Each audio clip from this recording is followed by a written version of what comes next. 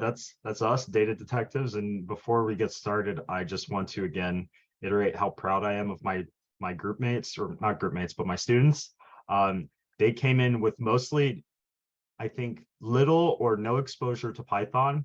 They put in the work. I made sure that I individually gave them practice problems, and they all put in the time and effort and talked with me individually and as a group to make sure that they learned everything. And I really appreciate the effort they put forward. So with that being said, I'm going to share my screen and then we're going to present for you guys.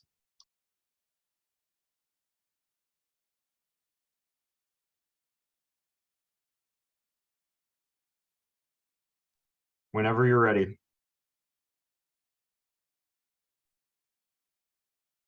All right. So hi, everyone. Our project or our website is on student performances and what affects them.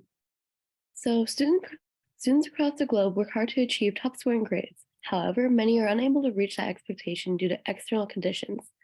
According to the Yale Child Study Center, nearly 75% of students reported having negative feelings related to school. And without a doubt, school is difficult. We find it necessary to research factors that contribute to academic success. For our experiment, we hope to inform teachers, parents, and students as to the many different factors that impact student performance and help them understand overall relationships. In this data set, we can see data from nearly 400 students with 30 feature variables. This information has been collected all throughout the 2014 school year and was taken from students who attended Gabriel Pereira or Machina de Silveira high schools in Portugal. I'm sorry for my pronunciation. The data lists many features that impact student performance. The most important features in terms of our research are study time, failures, school support, and absences. Although G1 and G2 are significant aspects of the study, they're dependent with G3 final grades. For that reason, we are excluding those features from our research. So, excluding the G1 and G2 features, we believe that the highest correlated features with G3 are failures, study time, extra educational support, and absences. We believe that these features have the highest statistical significance in regards to our target variable G3.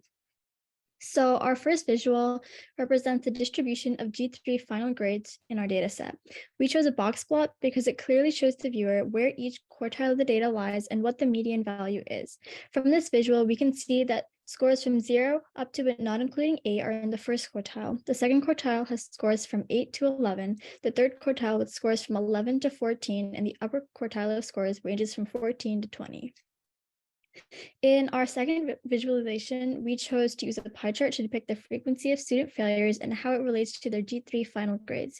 Most of the students had 0 failures, and a pie chart would best depict the frequency distribution. As shown from the data, students with more failures are more likely to score in the lower 50th percentile of the G3 scores. Our third graph is a scatter plot that visualizes the relationship between a student's final grade and the number of absences. This was used to help show how absences would affect student grades. Plots colored in dark blue represent students below the 50th percentile, while students colored in light blue represent those above the 50th percentile. However, as seen by the plot, the relevancy of absences does not entirely have an impact on final grades. For this visualization, we decided on a histogram to demonstrate a discrete statistic of the time students put into studying and how it might affect their final grade. Again, stats are in light blue demonstrate students who are achieving above the 50th percentile, whereas dark blue represents below 50th percentile. We're unable to conclude that study time has a significant effect on the G3 final grade. Again, this visualization is a histogram that represents students who use extra educational support and whether or not their final G3 grades are in the upper or lower 50th percentile. As shown in the graph, our hypothesis was not supported, as students are equally as likely to achieve grades in the upper or lower 50th percentile, regardless of whether or not they received extra educational support.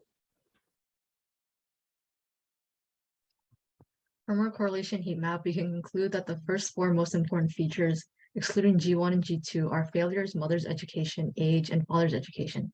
This mostly disproves our hypothesis because study time, extra educational support, and absences have a weak correlation between a student's G3 final score. Although our dataset includes meaningful metrics for measuring academic performance, our dataset cannot capture all of the contributing factors that affect one's performance academically. So here we're just going to introduce ourselves since we didn't do it beforehand.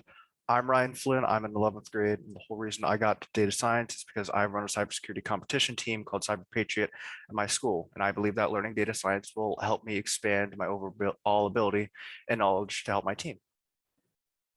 Hi, I'm Sahana Radhakrishnan. I am in 11th grade, and I got into data science because it was an aspect of computer science I hadn't really explored. I've participated in web and game development courses in previous years, so I was encouraged to join the data science track here at AI Camp. Hi, I'm Vanessa Luo. I'm in 10th grade, and I attended a coding program over the summer, which helped pique my interest on AI and machine learning. There, I heard about libraries such as Pandas and NumPy, and AI Camp gave me the opportunity to learn about them. And lastly, hi everyone, I'm Diya. I'm in grade 11, and my computer science teacher told me about this camp and how I might be interested in learning about data science. I decided to give it a try, and I learned a lot from it. So thank you for having us today. It means a lot. Thank you for listening. I'd also like to thank our DSI, Elian. He helped us so much. So yeah, thank you so much.